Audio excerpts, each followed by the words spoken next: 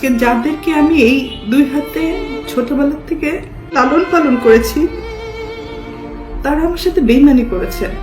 মা বোনদের এমন কাণ্ড দেখে এবার লাইভে এসে হাউমাউ করে কাঁদলেন চিত্রনায়িকা পপি। আমার পরিবারই আমার সাথে বেইমানি করেছে, আমাকে ঠকিয়েছে।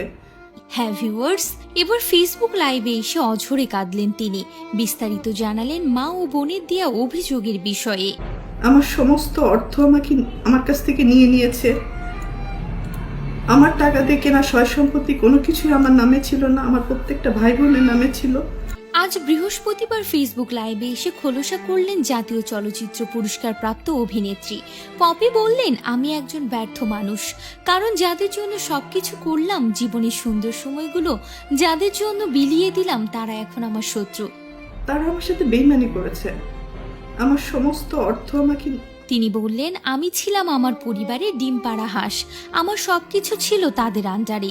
আমার ব্যাংক অ্যাকাউন্ট, সহায় সম্পত্তি সবকিছু ছিল তাদের আন্ডারে। আমার কাছে ছিল আমার দেহটাই। যখন আর দিতে পারিনি তখন হয়েছে শত্রু।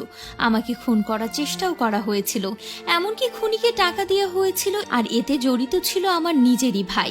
আমাকে খুন করে ফেলার জন্য টাকা দিয়েছে খুনিকে। তার ভাষায় 2007 সালে আমি বুঝতে পেরেছিলাম আমার পরিবার আমার সাথে বিশ্বাসঘাতকতা করছে। তখন আলমগীর ভাই আমার বাবা মাকে বলেছিলেন বিষয়টা সমাধান করতে।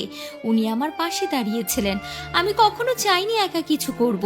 শুধুমাত্র বাবা মা ভাই বোন নয়, আমার দাদির বাড়ি নানির বাড়ি সবাইকে সহযোগিতা করেছে। তবে এই লাইভের আগে পপি বলেন, আমি কেন জমি দখল করতে যাব? আমি কি একবারও বলেছি আমি ওই জমি নেব বা আমার লাগবে? 1995 সাল থেকে আমার বাবা ইনকাম করে ওদের চালাইনি, আমি চালিয়েছি আমার পরিবারকে। তিনি আরো জানান, আমার বাবার কাছ থেকে আমি 6 কাঠা জমি কিনেছি। আমার চাচা ও অন্যান্য শরিকি জমিও কিনেছি আমি টাকা দিয়ে।